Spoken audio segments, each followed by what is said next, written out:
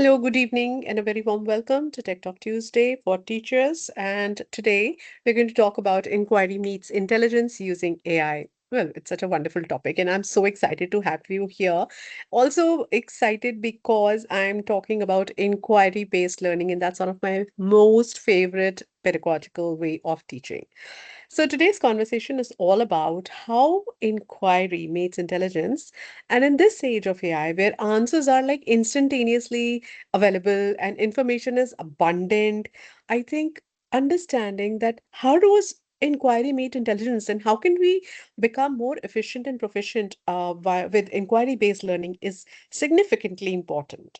And if any answers are easy to access, well, the real learning is advantage. The real learning advantage actually lies in asking better questions. And if you've been a part of our sessions, you know I love asking good and great questions. I always try and bring forward ways in which we can make thinking possible or visible in our classrooms and thinking deeply at that.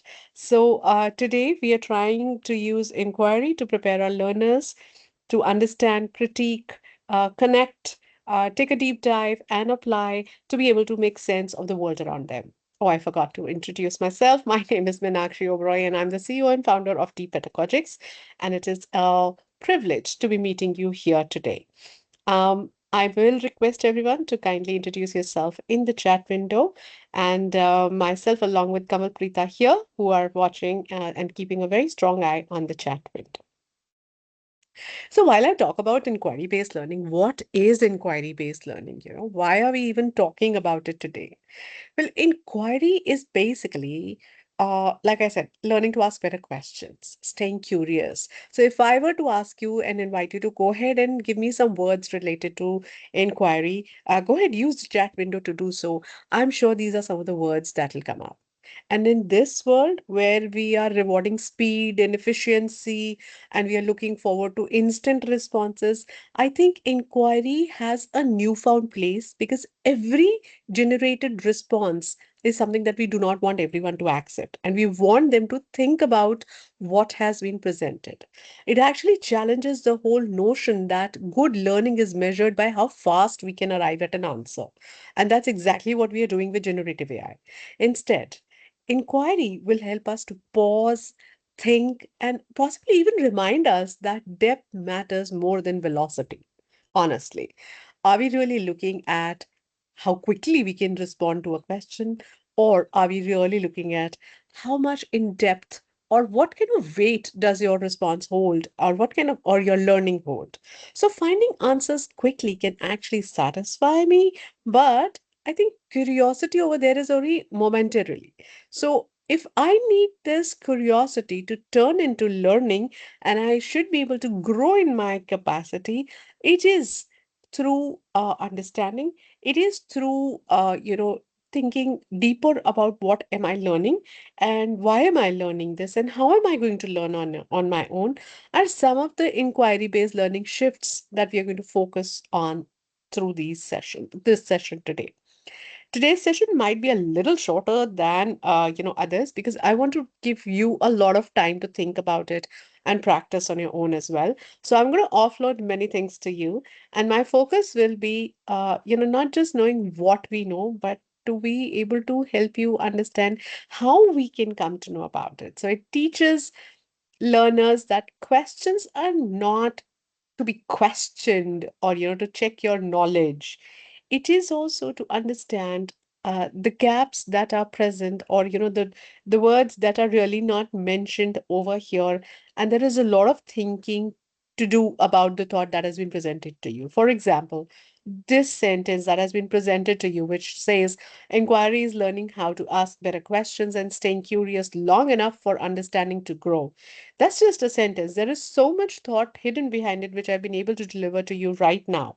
Now, for our students to think in that capacity, to be able to think, read between the words, like I said, and what are the hidden meaning or underlying meaning for that matter, that's where inquiry comes in, and that's exactly what we are looking at.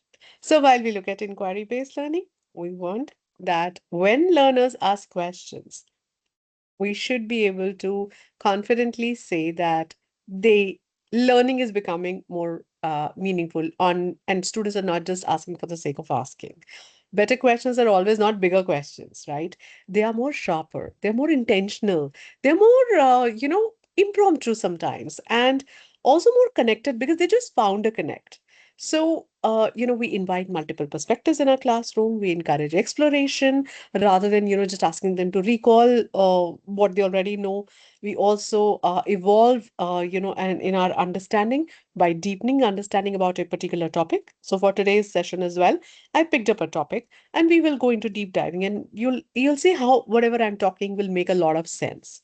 So make room for uncertainty. There will be right answers and not so correct answers. There will be nothing right or wrong, but there will be various walkways where it's like a maze or a puzzle. So when you look at a maze, you're just walking into a maze, and sometimes there's this road blocked, and I can actually visualize like um a kind of a maze where I'm walking, and you go and see that the door is shut, and then you take another route to be able to arrive at the understanding. This is exactly what that is like, which is like a labyrinth, if you know what I mean. So a labyrinth is like a maze which has some blockers, but it does have a right way as well. So you hit multiple wrong pathways or extended stems to be able to arrive at the right one. So when learners are taught to refine their question, that is exactly what we are doing. Why does this matter? Why should we do it? Why might be there another way of seeing this? And what evidence do we have to support whatever I put in front of you? With us, students start to develop intellectual humility and curiosity. Those two dispositions are essential for becoming lifelong learners. And I think I am a firm believer, whether you meet me anywhere or you read about what we have written, you will always see three major pieces. One is inquiry based learning, two is asking the better questions, three is thinking about what you're learning, and four is becoming a lifelong learner. So that's and you can hear the excitement in my voice today. It's because of this only. Right. So while I'm going to dwell into many things with you today, I also want to say that if we rush our learners to answer, we steal them from thinking. And that leads to understanding. However, inquiry gives them that thinking back. They stay curious long enough. Staying curious is a harder work because curiosity is something like a spark that just comes and goes, right? However, if you have planted the seed right, that curiosity can go a long way. It means resting or resisting the urge to settle on the first explanation. And I've done this multiple times. I always, when I give you a question, say, okay, what do you think inquiry is according to? And I can see many responses that have come in. And I always get these kind of words like curious, questioning, thinking. These are some of the key words that come in. And they have a pattern in a relationship in the sense that they talk about conceptual understanding. And here, that is exactly what we talk about. We are going to go deeper and grow in our conceptual understanding so that there is sustained curiosity. Let's say I've already learned about, let me take one of the most common topics, let's say I've learned about fractions. Okay, it's like a mathematical topic that I've learned about. There are numbers, there are these figures, I've represented them in various ways. But I don't only ask where do I see it in my real life. That's a basic question that normally we do. We start forming ideas. We start throwing open-ended questions like, what do you think you can do with this sort of a diagram? Where do you think you see these diagrams being used? And they don't just go to your chocolate bars. They look at the bricks with which the houses are made. They look at the tile patterns. They look at many more connected ways of letting you know that this is where it is connected. So they suddenly become curious. And even when, your math period is over and the next period will start, the streak of curiosity remains. Let's say they're going back in a bus, and while traveling also, that thought remains with them, and they identify some ways of representing fractions around them in the nature, or while they're going, for example, let's say they're looking at a number of cars that were there, the white color cars and the black color cars and the other color cars. So they're trying to make a pattern out of it and coming back to tell you, I saw about 10 cars, but a fraction of that were white. What were white? So what they're doing over here is that sustained curiosity remains with them. Therefore, the learners move from surface knowledge, that is about facts, definitions, and procedures, to deeper insights where they are looking at patterns, they are making relationships, they're arriving at implications, and a real transfer of learning is happening. An inquiry honors exactly that. The idea that curiosity could lead to new learning or new knowledge, and confusion is not failure, but a natural and necessary part of learning. And how is AI going to transform? Let me ask you this. Here's an open question for you. Will AI transform education? Will AI transform education? I know I'm going to get a couple of answers in the chat window, but think about the question first. Don't be in a hurry to answer. The question is, will AI transform education? Now, the answer can either be yes or no. And then, being an adult, I would like to give some supporting evidences as well, or some supporting sentences. But this is basically testing an agreement and not thinking. This is basically typical recall or an opinion check, not really thinking. So, what do you think I could have done instead of asking you this question?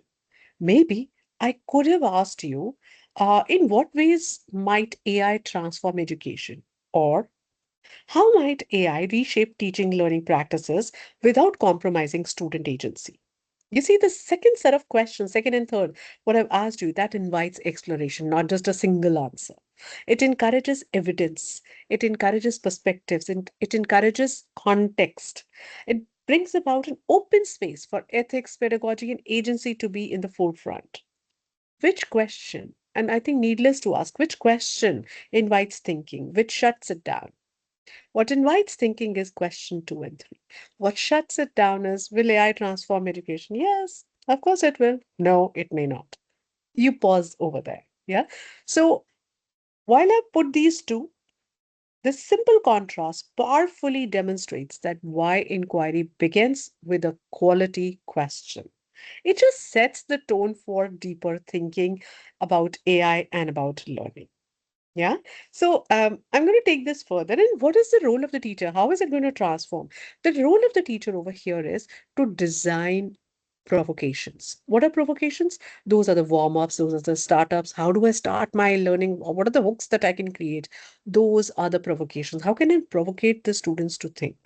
To curator of questions. You rather than, you telling them about the concept, you start curating questions in a way they become quality questions. You guide who nurture curiosity. You don't just offer responses. So my thumb rule is if a student asks me question, I'm going to simplify that into simpler questions and give it back to them so that they can go back and find out.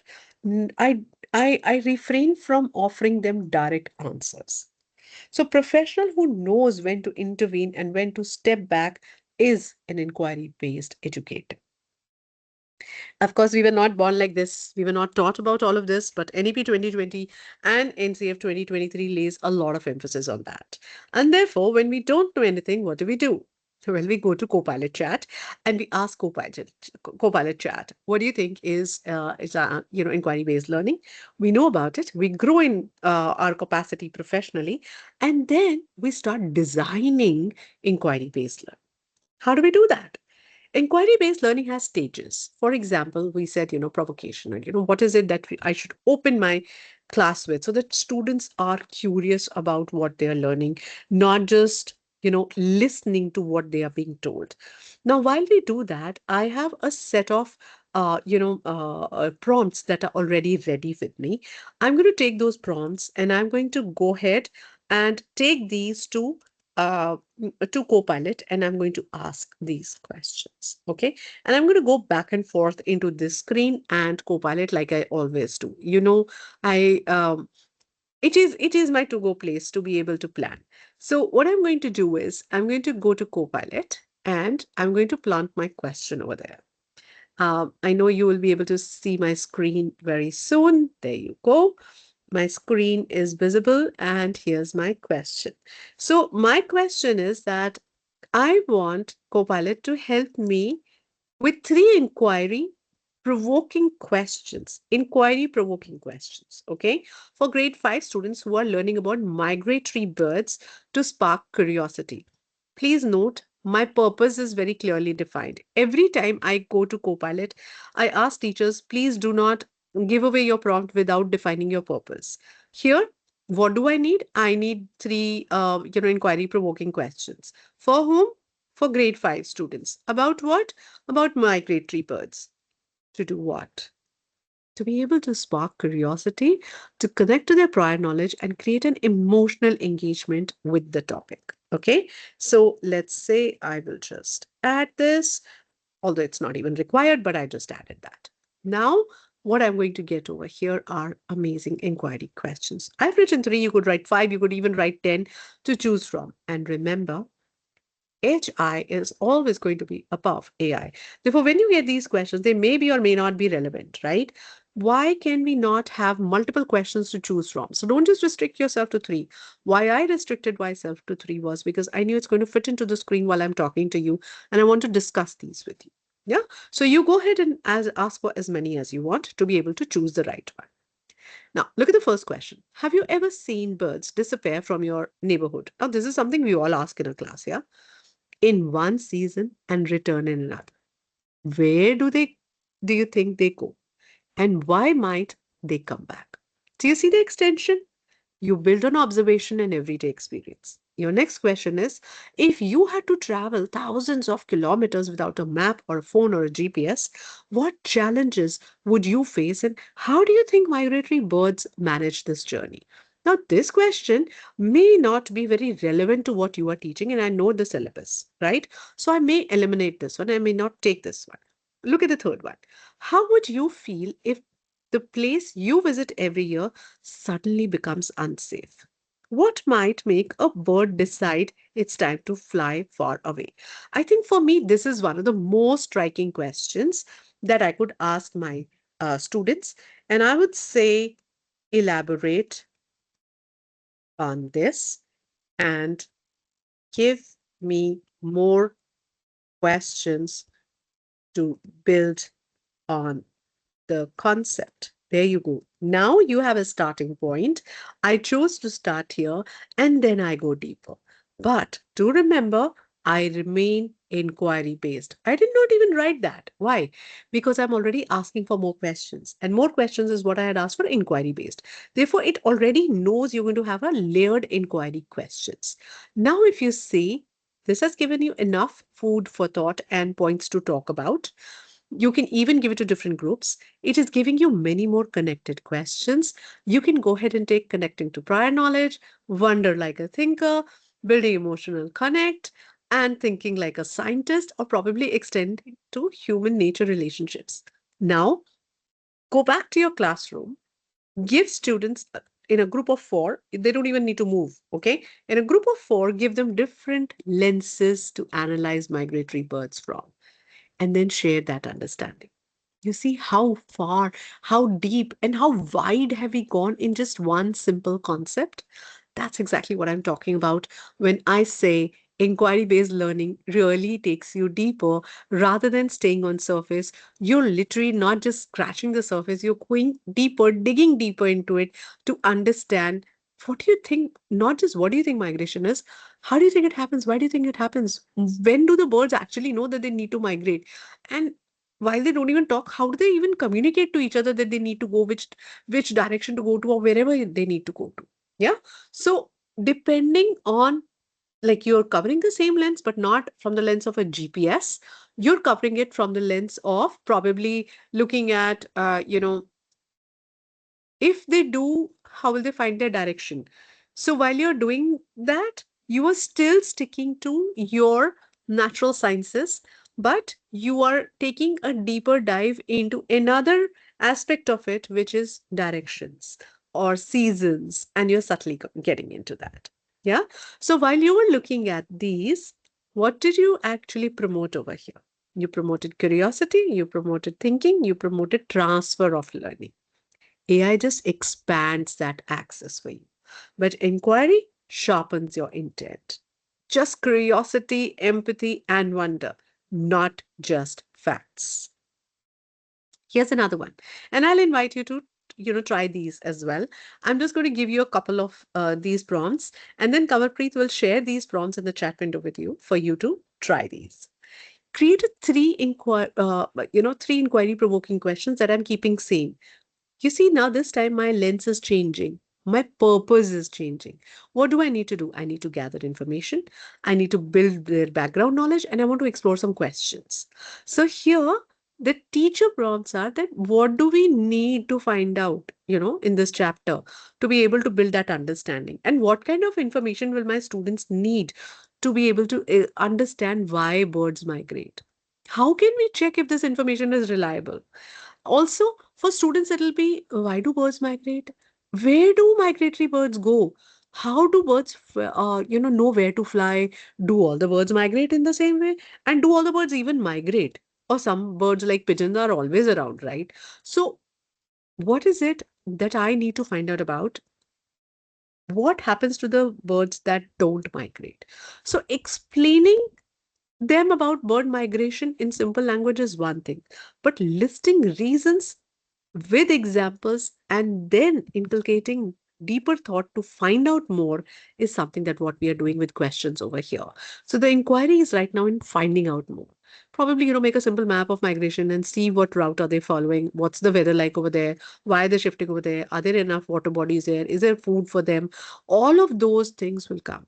So information gathering with guidance, not just information overload. That's the shift. Let's move forward.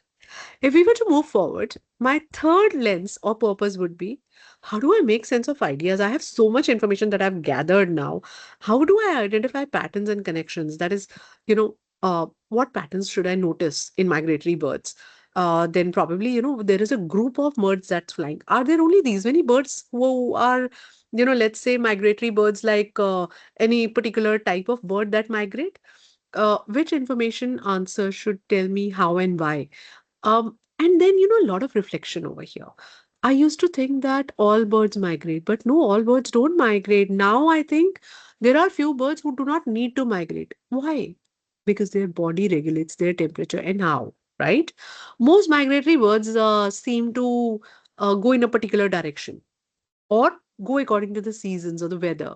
And one surprising fact that I learned is this. So I give these kind of sentence starters so that while they are sorting information, they're not just really, just creating a kind of a board or a, format to say this bird does this and that bird does that. What they're really doing is sorting with reasoning.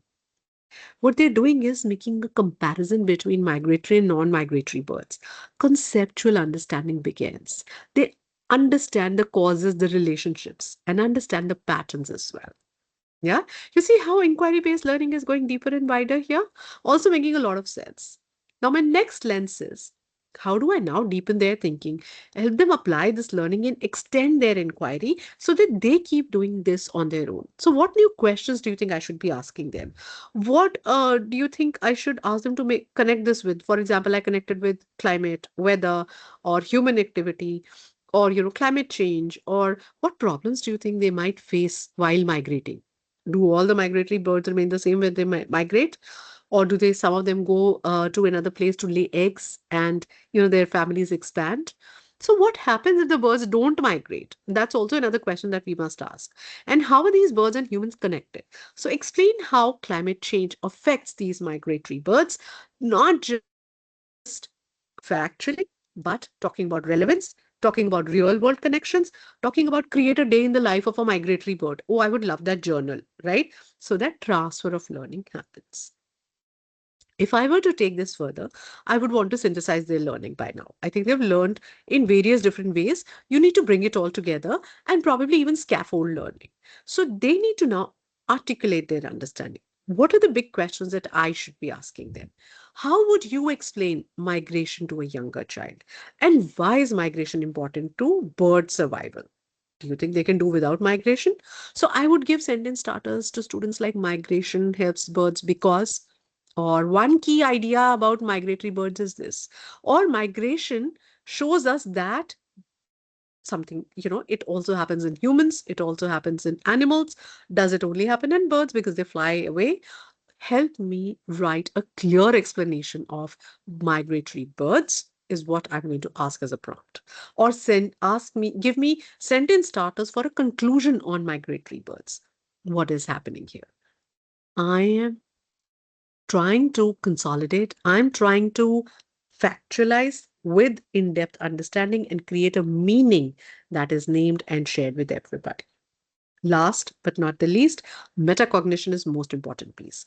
Before we go into evaluation and we see how learner agency has performed, metacognition is a very important thing. Therefore, my questions are going to be: how did your thinking change during the inquiry?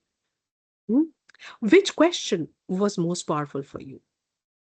What skills did you see use as a learner? Now, at first, I thought this, and now I realize these are some of the sentence starters. But we must also ask them, what was the hardest part of this inquiry for you? Because that will tell you what still remains. Or it will also give student an added confidence to say, it was very difficult for me to understand this, but now I understand this. That's the realization that sets in. One thing that I'm still curious about is this: still there is learning that has to happen. Therefore, I create a way for my students to find more information themselves, keep on their learning or thinking hats on, and not just be there to listen or to be able to hear me out. Yeah. Well, in the end, let me consolidate all of this to tell you that AI can provide information, but honestly, inquiry just grows understanding. And how? The power lies in how this question is framed, how it is presented, how is it revisited, how is it refined, and how is it scaffolded and, I think, consolidated. So, this art of inquiry based learning remains the heart of our education. And I truly believe that if we embark on this journey, it is a journey. It will not happen in one day because we're so used to one way of delivery that it is difficult for us to actually allow students to unpack learning. But try it, believe you me, you will come back a happy teacher, a happy learner, and definitely the students are going to adore you all the more. I'm sure they adore you a lot already. Okay, adore you for learning actually. So I'm going to pause here. I'll let you try a few prompts and I'll invite Kamalpreet. There's been a lot of requests from your end for walking you through the steps for Explorer education. And I'm going to invite Kamalpreet to actually walk you through some of the steps today. And if you have any questions, do put them in the chat window. We'll be happy to answer. Thank you. Kamalpreet, over to you.